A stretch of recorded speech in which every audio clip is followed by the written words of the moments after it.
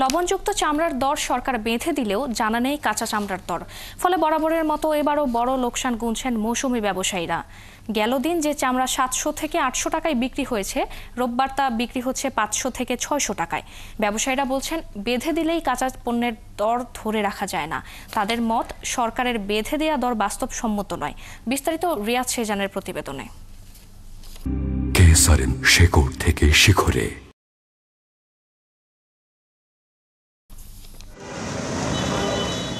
লবণযুক্ত চামড়া ঢাকায় সর্বনিম্ন 1350 টাকা নির্ধারণ করে দিলে এবছর আশার সঞ্চার হয় মৌসুমি ব্যবসায়ীদের। ফলে কিছুটা লাভের আশায় কোরবানির এই মৌসুমে বিনিয়োগ করেন তারা।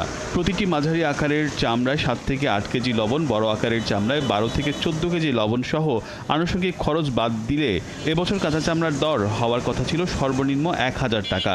সেই বিষয় মাথায় রেখে চামড়া সংগ্রহ করেও লোকসানে মৌসুমি ব্যবসায়ীরা। বড় চামড়া 8 কেজি লবণ দেবে, 8 কেজির মধ্যে 8 কুড়ি কত 160 টাকা। চামড়া জুতো 160 টাকা, কিনা জুতো 700 টাকা। তেমন কাম হলে 200 টাকা, 200 টাকা 700 টাকা, 900 টাকা, বিক্রি 1300 টাকা, 500 টাকা থাকছে। আমরা 500 টাকা কিনে আনলাম, ওনারা 700 টাকা লাভ করবে, এটা তো হতে পারে না। আমাদের সরকার কি রেট দিল? এক একটা চামড়াতে রেট দিচ্ছে নাকি 1300 করে, 1400 করে। আমরা 800 কিনছি, 900 কিনছি, কোনো চামড়া আমরা 1000 টাকা দিয়ে নিচ্ছি, বড় চামড়া দিচ্ছেন। আর এখন আইনা দেখি 600 টাকা দেন আমাদের, তাহলে আমাদের আবার ছোটো চামড়া কয় বাদ, ছোটো চামড়া নিতেই চায় না। মৌসুমি ব্যবসায়ীরা এ খাতে বিনিয়োগ করলেও সাধারণত মাদ্রাসাগুলোতে বিনামূল্যেই চামড়া দেওয়া হয়। ফলে আড়তদারদের দামের পার্থক্য যাই হোক, এতে মাদ্রাসাগুলো সন্তুষ্ট ও লাভবান থাকে। এতে বাজারের এই দরের পার্থক্য মৌসুমি ব্যবসায়ীদের লাভের মুখ দেখা প্রায় অসম্ভব হয়ে ওঠে।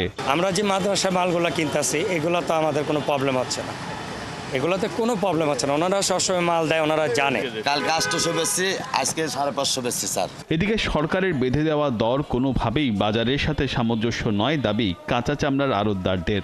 সবচেয়ে ছোট চামড়া 1350 টাকা, তো সরকার কিনে না কেন? সরকার কি ব্যবসা করে? সরকার কিনে না কেন?